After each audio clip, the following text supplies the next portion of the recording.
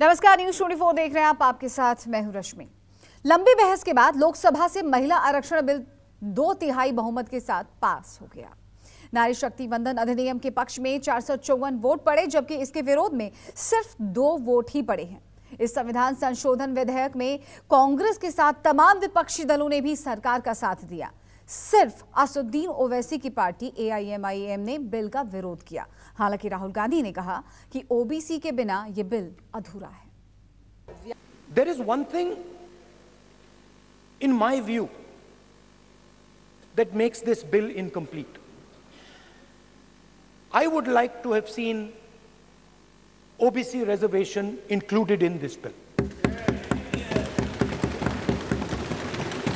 I think it is very important that a large chunk of India's population, large chunk of India's women should have access to this reservation.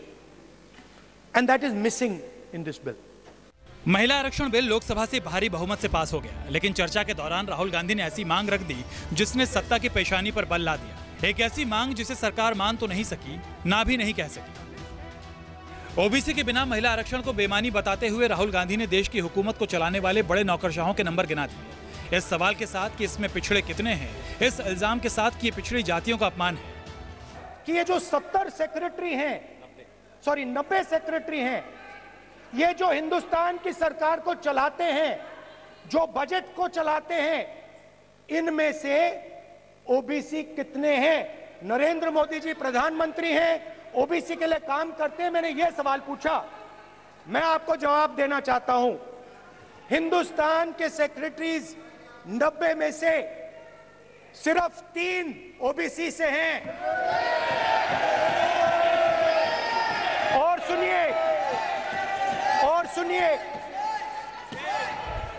और सुनिए, नहीं घबराइए मत, डरो मत। और सुनिए, ये जो सेक्रेटरीज हैं जो ओबीसी कम्युनिटी से हैं, ये हिंदुस्तान के सिर्फ 5% बजट को कंट्रोल करते हैं। ये ओबीसी कम्युनिटी का अपमान है। सबसे पहले ये जो महिला का बिल है, इसको आप पास कीजिए, आज पास कीजिए, ये जो आपके लागू कीजिए। और ये जो डिलिमिटेशन है जो आपने बोला है, और ये जो सेंसस है, इसकी कोई जरूरत नहीं है। 33% आप महिलाओं को सीधा दे दीजिए। जल्दी से जल्दी आप कास्ट सेंसस कीजिए, जल्दी से जल्दी। जो हमने कास्ट सेंसस किया था उसका डेटा आप रिलीज कीजिए, और अगर आप नहीं करेंगे तो हम कर डालेंगे। ये जो बिल लेकर हम आए हैं, कई सारी साथी महिला सांसदों ने कहा कि महिला को रिजर्वेशन देकर नीचा नहीं दिखाना चाहिए। महिला भी उतनी ही सशक्त है जितना पुरुष सशक्त है। मैं आपसे एक कदम आगे जाता हूं, महिला पुरुष से भी ज्यादा सशक्त है, महिला पुरुष से भी ज्यादा है। मगर समाज व्यवस्था ऐसी बनी है जिसके अंदर इस आरक्षण से अब डिसीजन मेकिंग में, पॉलिसी मेकिंग के अंदर महिलाओं की भागीदारी सुनिश्चित कर दी जाएगी। ये सम्मान करने के लिए एक आरक्षण है। मान्यवर, इस देश में जो भी रहता है, जिसकी जड़ें भारत से जुड़ी है, वो कोई भी महिला को कमजोर बनाने की गलती नहीं कर सकता। 90 सचिवों में सिर्फ 3 ही पिछड़ा वर्ग से क्यों है? राहुल के सवाल को अमित शाह ने भले ना छुआ, लेकिन शाह के बाद जब केंद्रीय मंत्री अर्जुन राम मेघवाल की बारी आई तो उन्होंने अंबेडकर के जिक्र के जरिए उस पन्ने को पलट दिया। विपक्ष के हंगामे पर अमित शाह को भी हस्तक्षेप करना पड़ गया कि डॉक्टर बाबा साहब ने, डॉक्टर BR अम्बेडकर जी ने हमें वोटिंग राइट दिया, जिससे हम सशक्त हुए। बात एकदम ठीक है। जब संविधान सभा में चर्चा चल रही थी तो कुछ ऐसे कह रहे थे, कुछ पढ़े लिखों को वोट दो, कुछ कह रहे थे कि एक बड़े साहूकार को वोट दे दो, कुछ गिन लो, ऐसी स्थिति आ रही थी। उस समय बाबा साहब खड़े हुए, BR अम्बेडकर। उन्होंने कहा, हम एशिया और अफ्रीका के देशों को नेतृत्व देने जा रहे हैं, इसलिए हम ऐसा निर्णय करें अडल्ट फ्रेंचाइज का निर्णय अगर किसी ने किया तो डॉक्टर बी आर अम्बेडकर ने किया, और उनके जिद के कारण हुआ। उनको भी आपने हराया। जब इतना बड़ा काम किया, संविधान का निर्माण कर दिया, संविधान की रचना करी, संविधान के शिल्पकार थे, उनको भी आपने हराना के काम किया। फिर यहाँ पॉलिटिकल स्कोर आप खड़ा करने की बात कर रहे हैं। मैं कहता हूं संविधान की प्रस्तावना में राजनीतिक, सामाजिक, आर्थिक न्याय की बात कही गई है। हम आज महिलाओं को न्याय दे रहे हैं। संविधान की प्रस्तावना में राजनीतिक, आर्थिक, सामाजिक न्याय की बात कही गई। हम आज महिलाओं को न्याय दे रहे हैं और प्रतिष्ठा।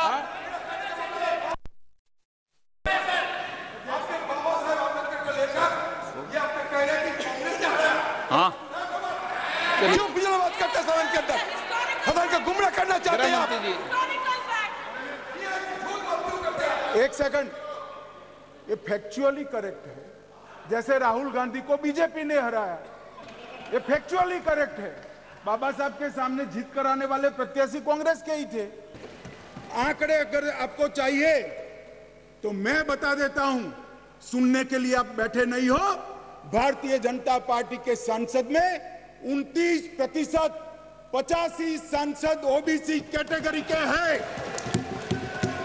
कंपैरिजन करना है तो आ जाइए। और मान्यवर मंत्री भी 29 ओबीसी कैटेगरी के हैं। अपने संक्षिप्त संबोधन में राहुल गांधी की जुबान पर जाति जनगणना का जिक्र आया तो साथ ही अदानी का भी। इल्जाम ये कि सेंसस और परिसीमन का इंतजार ध्यान भटकाने का बहाना है। Likes to distract from, of course, is Mr. Adani. And there is another thing that the government likes to distract everybody from. And that thing is called the caste census. For some reason, and I don't quite understand what this reason is, the moment the opposition raises the issue of caste census, the BJP tries to create a new distraction. जिस दिन मोदी जी इस देश के प्रधानमंत्री बने, इस देश के 70 करोड़ लोग ऐसे थे जिनके घर में बैंक अकाउंट नहीं था। मोदी जी ने जनधन योजना चालू करी, बैंक अकाउंट खोलने का अभियान चालू किया। 52 करोड़ बैंक अकाउंट खोले गए और 52 करोड़ बैंक अकाउंट में से 70% बैंक अकाउंट माताओं के नाम से खोले गए। माननीय अध्यक्ष जी, माताओं के नाम से आज महिला सशक्तिकरण हुआ। सारी योजनाओं का जो पैसा जा रहा है, माननीय अध्यक्ष जी,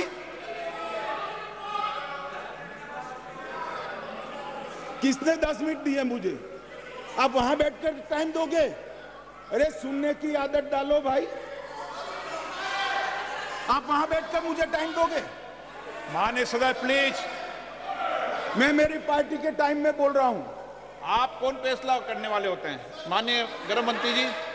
माननीय अध्यक्ष जी, आज कोई भी स्कीम का पैसा जाता है तो वो महिला के बैंक अकाउंट के अंदर जाता है। माननीय अध्यक्ष जी, कांग्रेस ने इस देश में 5 दशक से ज्यादा शासन किया।